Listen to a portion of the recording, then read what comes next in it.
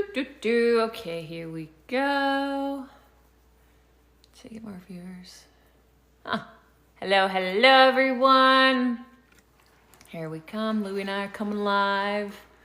Hello. Perfect. Hi, Bradley. You're the first one to join. Hello, everyone. I hope you guys are having a good day. Louie and I are here. Hi, Mandy. So I wanted to pop on. I was just doing a bunch of videos. So if you follow me, you will start to see those over the next couple of days. Good evening. Bradley, you must be somewhere, maybe Europe, I'm guessing, if it's evening. But I wanted to come on and share basically a piece of content I was creating about the first step to stopping drinking, because I know it can feel really confusing. London, okay, that makes sense. I was in London in May of 2024 and I loved it. Beautiful city. So anyways, let me know who here wants to stop drinking. Let me know where you are in the journey. Because when you start, that's always the hardest, right? It's finding that clarity on what to do, and even what small steps you can take just to start the journey is really important. Like, think about when you start a business. It can feel confusing because you might be like, I don't know what to do. What should I focus on? And that confusion will keep you from taking action. So Bradley said, I'm 2.5 months clean. Yay! Awesome, Bradley. What are your favorite benefits? You said you feel amazing. What else do you love? So when it comes to making any change in your life, it's really important to have that clarity. And that's what I want to provide here. And everyone, this is Louie. We're babysitting him and he's just the best. He's a lap dog. So he's been sitting with me like all day. So the first thing when you stop drinking, it's really important to not put too much pressure on yourself in the beginning. I hear a lot of like alcohol-free and sober coaches who recommend committing to sobriety forever, and that's not what I would suggest. When you think about it, stopping drinking, it's a really big change. And if you're watching this video, maybe you've been in a pattern of drinking to socialize or drinking to cope, maybe for 1, 2, or 3 decades. So removing that is a huge shift. It's a huge shift in your identity. It's changing how you manage your emotions and how you cope. It's changing how you see the world and how you have fun. It's a lot, excuse me. A lot of things are changing. So if you thought about removing that forever, that can create a lot of fear. Okay, Bradley said, fitness and training is improving every week. Doing my first marathon in May. Oh my goodness, congratulations. I have a client who does, I think it's called Ironman. But anyways, he runs a ton of miles and like swims, and I'm like, this is crazy. And when he stopped drinking 6 months in, he got his best time ever. So I wish you luck. I think that's awesome. And yes, this is a Bichon. His name is Louie. He's kind of sleepy right now. I think we're walking him a bit more than Granny normally does. We took him on a 6-mile hike yesterday, and he just has been like this the whole day. So I think he is exhausted. Oh, I don't know what that is. Okay, there's something coming across. Oh, I achieved a goal. That's cool. So 16 years clean from alcohol. Awesome, Beal. Let me know what your favorite benefits are. Whenever it comes to making this change, I love to have others share what they've experienced and the benefits, because when you first start, it can be overwhelming. Sometimes you can't see why you're making this change, because it's not about stopping drinking, right? It's about having the mental clarity, having the focus, being happier, having better relationships. That's what it's all about. Okay, so back to what I was talking about. 26 days liver and kidney transplant survivor. Wow, congratulations, or that's amazing. That's a huge, huge step. And having that health is really important. So thank you for sharing that. So when you want to stop drinking, I would recommend committing to 4 months of no alcohol. And why I say 4 months is because you need to have a time span where it's long enough for you to realize the patterns that you're in that weren't serving you, allows you to find healthier ways to cope, figure out maybe how it was a crutch, maybe it's a social crutch, and how you can do something different. So you have to have that space to figure out the ways you were relying on alcohol and how you can start to do something different. Okay, hold on, we got another thing here. Beal said, it has gotten me a new freedom and a new happiness. That's what it's all about. When I stopped drinking, I did it because, I'm not sure who here knows my story, but my journey to stop drinking was not intentional. I was working with a business coach, and she was like, do you think alcohol is keeping you from the life and relationships that you want? And I was like, well, yeah, that makes sense. It was mainly a weekend habit, but I was falling into patterns of using it to cope. So I was having a hard time stopping once I started. And of course, that led into situations that were not desirable. And there's a lot of guilt, blame, and shame from that. So even when I cut back or took a break from time to time, because I would still go back to using it as a social crutch, it was still keeping me stuck in those patterns that were not serving me. And until I decided to stop completely, that's when I got the clarity of what I needed to change. And I stopped because I wanted to be happier, right? I wanted to live a life that I enjoyed. I was just filming a lot of videos, and you'll see this on the videos. That's where I have it. But for a lot of people, when they stop drinking, sometimes you can get stuck in just the fact that you're removing something, that you're not doing something. But it's even more powerful to focus on where you are going. James Clear, Atomic Habits, let me know if you've read that book. He talks about creating a new habit. You can talk about or focus on moving away from something negative, which could be the guilt, blame, and shame of drinking, falling into patterns that don't feel good, or you can focus on where you're moving towards, that life, that freedom. For me, it was that successful business, traveling the world. Oh, my bird's coming out. Hold on, can you guys see him? There he is. He's so cute. His name is Blue. He's a parakeet. But when you focus on what you are creating, that health, the relationships, the happiness, that just feels better, right? Focusing on where you want to go just gives you that fuel, even on the bad days, to know this is the right path. Because let's face it, anytime you step away from something, it could be a habit, it's not good for you, but there are still those moments where you're like, oh, but it would be nice here, or would be nice there. And of course I had those moments. I remember I was in Miami at a club on a bachelorette party, and I was like, this sober is just so much. I'd rather not be here, but doing it for my friend. I ended up having a really good time, but there were, of course, those moments where I'm like, I think this might be more enjoyable with a drink. But I know that my life as a whole is so much better now that I don't drink. And it's okay to have those moments that you miss. It's okay to have the little things that you're like, okay, I kind of miss that. And that's fine. But as long as you can know that moving forward, overall, that it will improve your life and focus on those benefits, that's what it's all about. And I know those small moments that I miss, I don't care, right? The life I have now is so much better that stopping drinking is so worth it. Okay, oops. I love the bird. I do too. He's a funny guy. Okay, let's see. I'm glad you decided to put the pipe down. Hi, Jeremy. Thank you for watching. Okay, so Bradley said, the hardest thing is all my friends still drink. Sometimes feel left out. I'm going to take a screenshot of that and do a post about that, because this is something I hear a lot. And this is also something that I struggled with when I stopped drinking. The comment here was, the hardest thing is all my friends still drink. Sometimes feel left out. Who can resonate with that? Let me know in the comments. I know I could.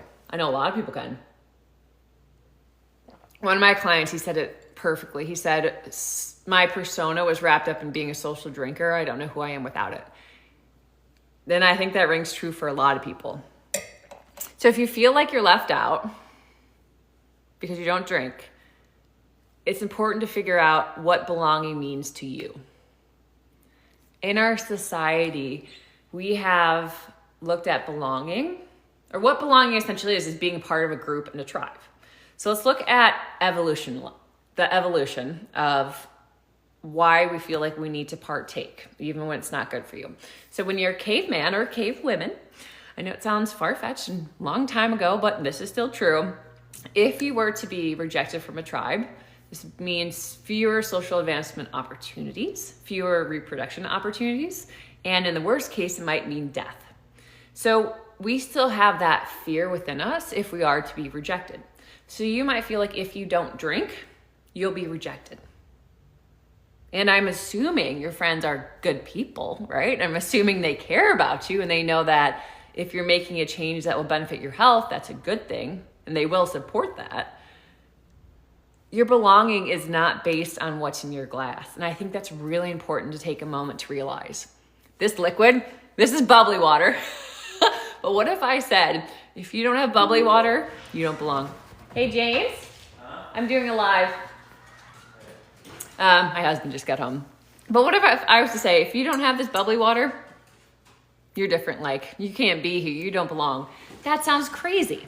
So the fact that we look at a liquid and think that we're left out if we don't have it, that's just something in our mindset that we have to change. And knowing that belonging is about finding people who you have shared values with, finding people who live a similar lifestyle and to do things that you enjoy together. It's about who that person is, not what's in their glass. And that's something that took me a little bit to realize, but once you're able to focus on that and focus on people, like what makes them them and their values, that's when you actually go deeper. You go deeper than surface level. And one of my biggest aha moments was I was alcohol-free for a month. And at this point, I didn't tell my friends that I committed to 6 months of being sober because honestly, I didn't know if I was going to follow through with it because I was like, do I really want to do this? And I was a little afraid that they might judge me or they might think less of me. I thought they might not want to hang out with me. Those fears were not true, but that's what I thought. So when I went out with them, it was a yoga event at a brewery. Still very weird to think about how we pair health events with drinking because they don't go together, but we make them go together, which is strange. But you had a free drink coupon and I got a Bloody Mary because I hate them. I've never liked them. I think they're weird. But I had it, and in that moment, I was so mad at myself. I'm like, oh, I let myself down. But that moment was really important because it helped me to see that I relied on drinking to belong. I thought that I needed alcohol in order to fit. And without that moment, I wouldn't have understood that and had that realization that I was then able to do workaround, to dig up those beliefs, to reprogram them, and to learn that I don't need a drink to feel confident, to focus on how I can create belonging without it. And that's what's really important. It's about intentionally making these decisions and taking action to create these changes in your life and better relationships. And something else that's kind of a harsh truth, but it's also true, is some friends are supposed to be in your life forever and some just a chapter. Let me know if you guys can resonate with that. So when you stop drinking, you're shedding. You're shedding the beliefs. You're shedding the, hey puppy. You're shedding the beliefs. You're shedding the habits. You're shedding the mindsets. You're shedding all the things that are not good for you. So you can make space for the new. And sometimes that means shedding relationships. And I know that can feel hard because if it's a relationship that you've had, there's some comfort there, right? And we desire comfort, especially when we're creating a lot of change. But if you know that you want better relationships, more meaningful relationships, you have to release what's not serving you or what's not aligned with where you're moving forward so you can make space for the new. And only when you do that will you be able to find those new connections and this new type of belonging. My friends now are different than the friends I had when I stopped drinking. My friends I have now are different than the friends I've had when I was still drinking. And I still am in contact with some of my friends who were more like my drinking buddies, but we don't chat as much. And I've also moved to different cities, so that physical distance has created more of that separation as well. But I've created more friends that have similar values as me. But not all my friends are sober. Actually, I think only one of my friends is sober. Most of my friends, they are business oriented. They're entrepreneurs. They have a growth mindset. A lot of my friends, almost all of them, are very active. They're hikers, they're paddleboarders, they're interested in mindfulness, in meditation, and yoga. So I've surrounded myself with people who have similar values as me, and that's where we build that connection. It's on what's important to us and experiencing what we enjoy together. Oh, you're welcome, Jeremy. Okay, I hope that helped. Here comes all the comments. When some comments come in, it just kind of appears all at once. Okay, that's how I feel. Yeah, so you guys can resonate. MJ said, but I love the bar. So if you love the bar, still go to the bar. I still go out with friends to the bar because let's face it, there are not many places to go hang out with people after like 8 o'clock at night that are like fun, that have music. So mainly that's the bar.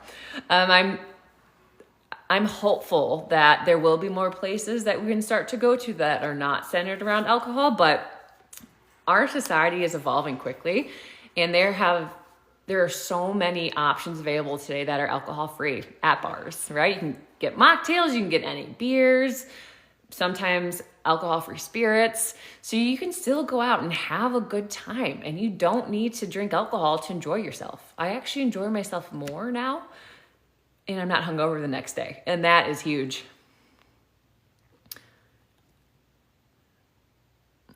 Okay, hello. Hi, Sober Eric. John can resonate. Yep, that's how I feel. Yeah, I feel ya for that. So you guys are all resonating.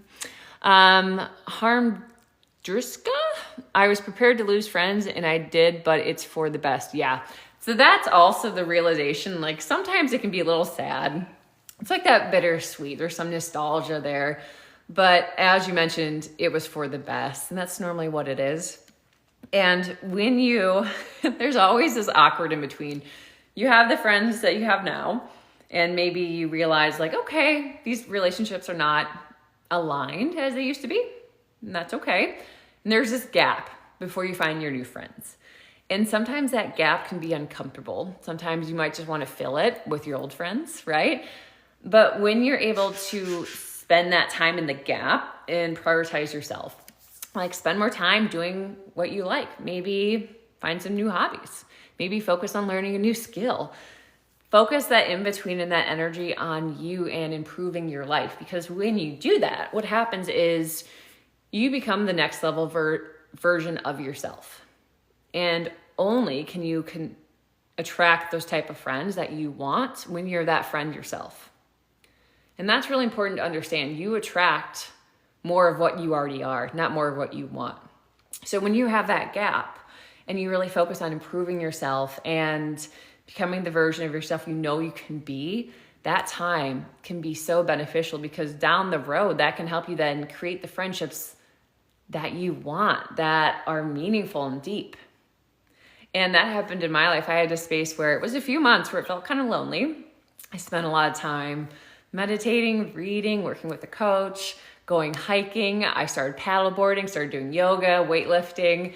And then it was almost like magic. People started to show up, but it was in really random places. And I look back now and I'm like, I'm so happy with the people I have in my life. But there was one point where it was lonely. There was one point where it felt easier to go back to those old way of beings and old friendships. But I trusted that. I trusted the process. I trusted that there's something bigger for me moving forward. And that's what happened. So you have to have patience in the process, especially when it comes to being an adult. Making friends is slower than it used to be, right?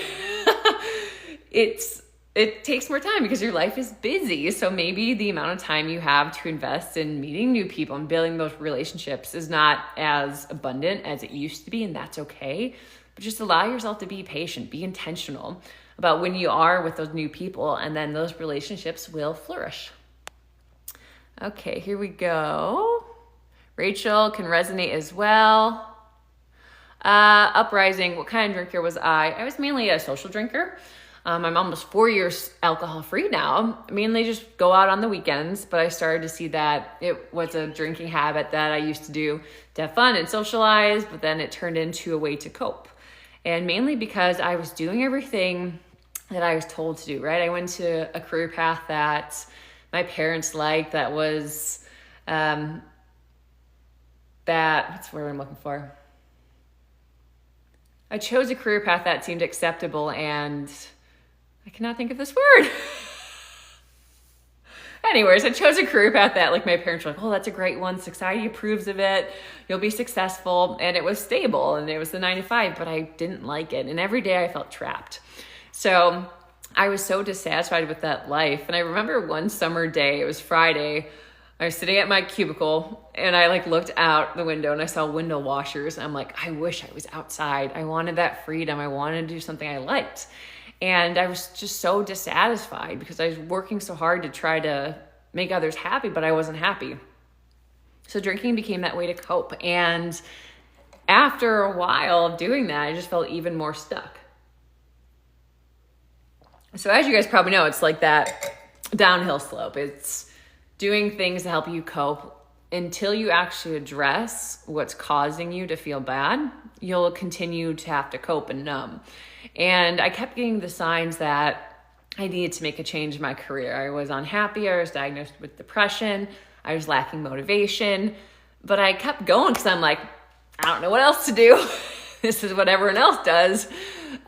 So drinking was that way to cope. But when I did leave my 9 to 5, well, as you know, I'm here, and I started my own business, and it was a few iterations, a few years. I am so grateful for the path, but it was hard.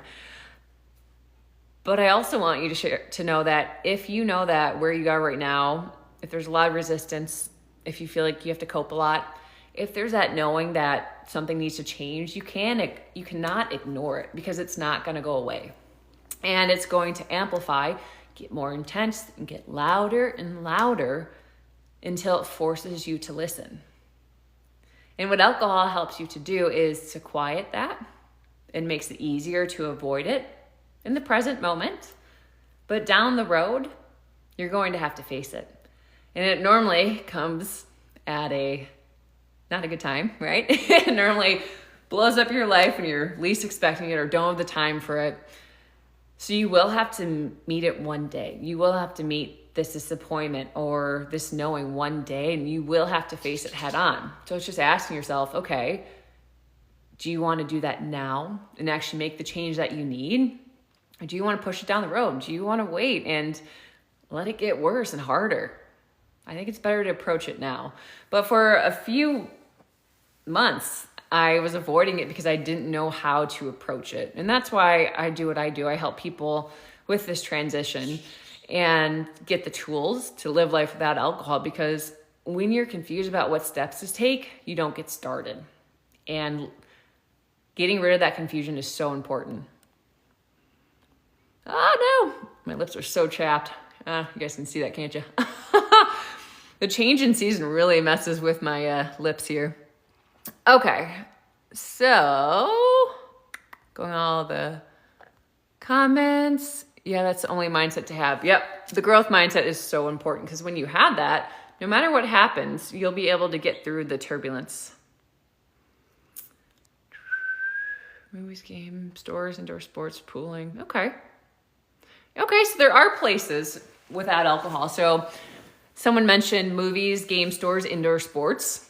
There you go. There are some good options. I have not been to a movie in the longest time. I have never enjoyed movie theaters. I think they're kind of gross.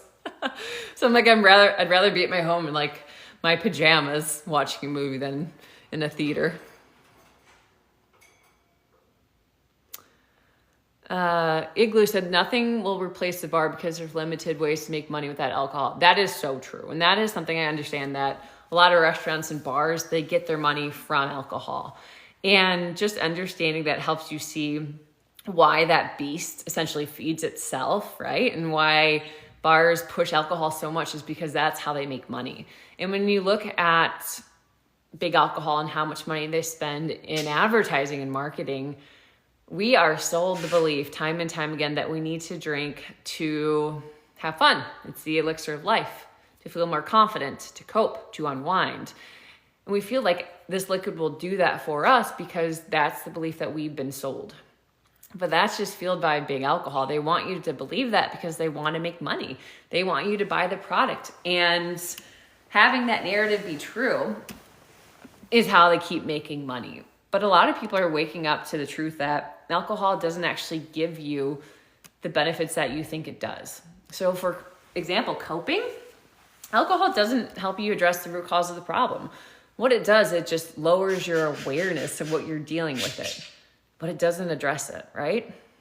Being more confident, alcohol does not make you more confident. It lowers your awareness and your inhibition. So you're taking more risks. And normally type of risks that you take when you are drinking are not good ones. So it's interesting when you start to break down the beliefs or the benefits that you are getting from drinking. Is that actually true?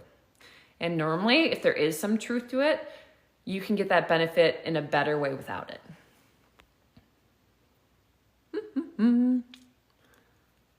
Okay, I'm done working on my stuff. 53, been in a great groove in the past 15 years. Awesome.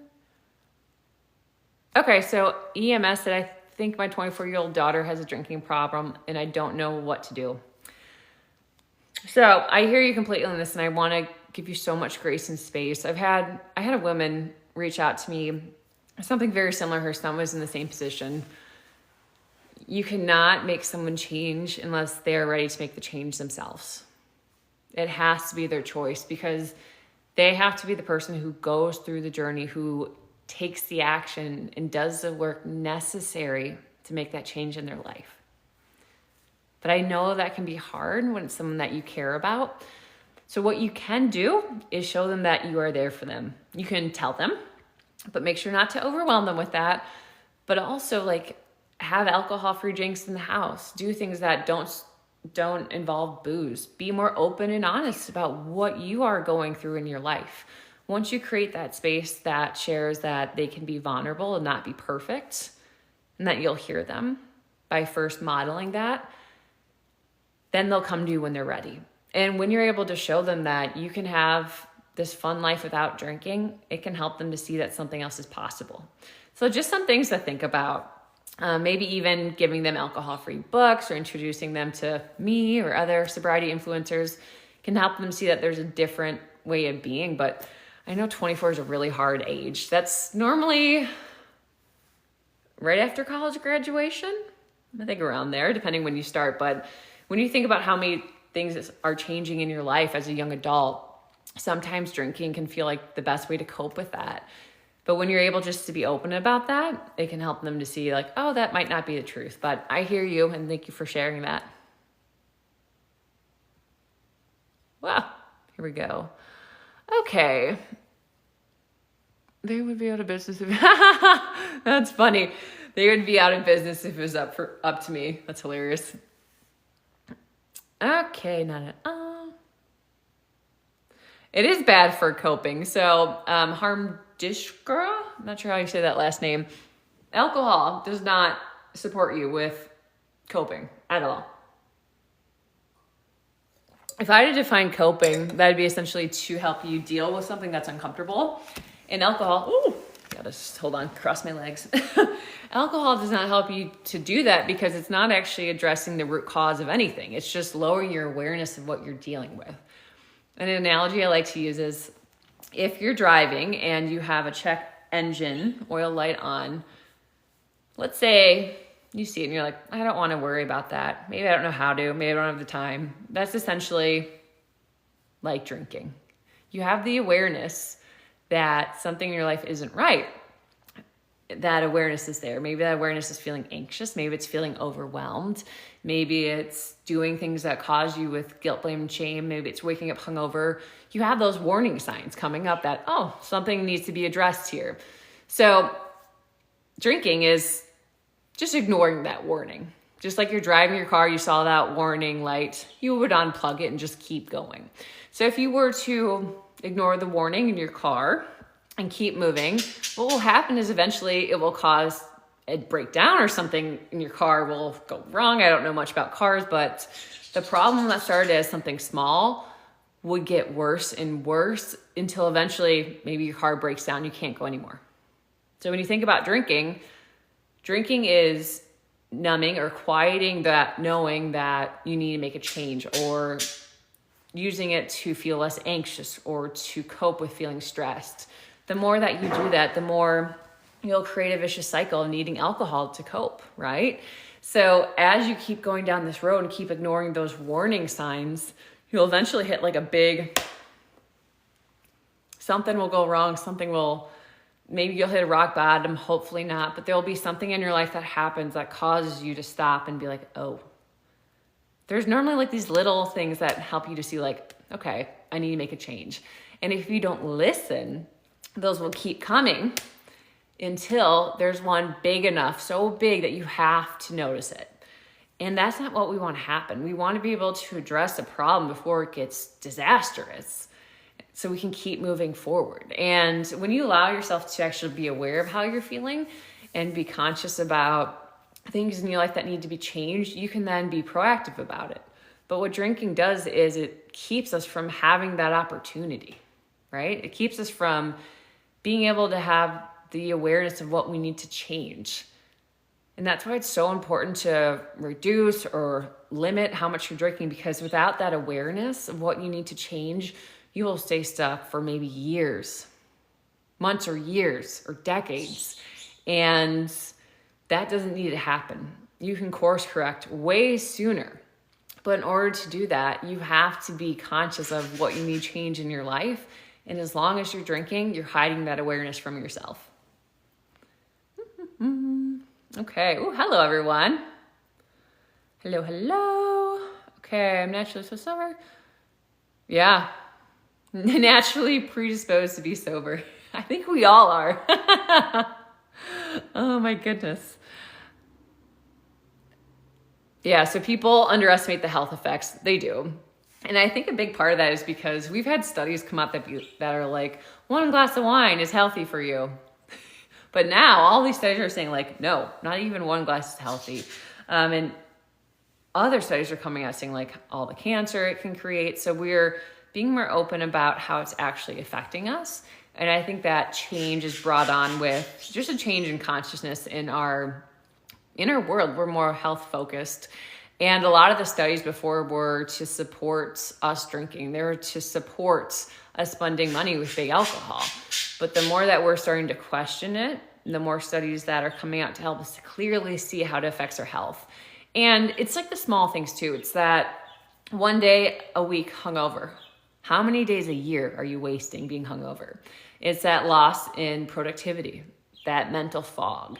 It's not showing up in your relationships like you want to. It's all those little things that add up. I saw a graph that was like your trajectory when just moderately drinking for 10 years.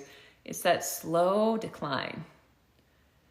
And that was really eye-opening because just during the week, you don't see it. But when you look at how that compounds and how that affects you over a decade or so, you start to see how that adds up. Like without drinking, you're going up. With drinking, you're going down. And when you look at that, you can just see like, where do you want your life to be headed? And is what you're doing supporting it? All right, all these comments. I love this. Okay, so Noah said, I hate, oh, geez. All these comments are coming in. Love it. Love it.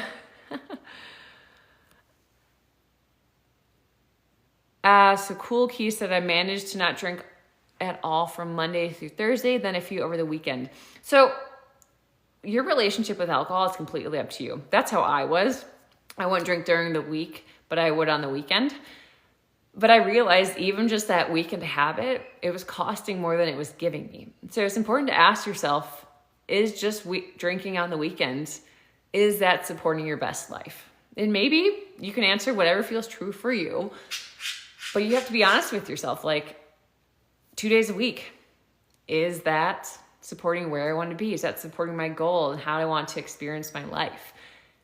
And when you're honest with yourself, I think that can give you some clarity. Yeah, so working out, that's a big one. When you're working out, your progress in the gym is just kind of stagnant, if not going down. So even just removing that and having more energy helps you to show up, helps you see better results. Yep. Wallace, that is something I think is so eye-opening. Wallace said, I thought it was interesting finding out how alcohol affects the natural cortisol levels in you. And that's where a lot of people get like hooked on it, right? They want that boost. But it's artificial, so over time it does more harm than good. Okay, more comments coming in. Hello. GLP, I'm also talking GLP-1 and that is my after for alcohol, so when drink district. Oh. Yeah, okay. Awesome. I think I'm caught up to all the comments. All right, guys, thank you so much for joining me. The body adjusts to the unnatural endorphins and dopamine that alcohol produces. Sober, you can't compete. Okay, thank you guys so much for joining me today. I'm going to log off. It's time for me to go to the gym. But if you like this, make sure to follow me, and I hope to see you next time.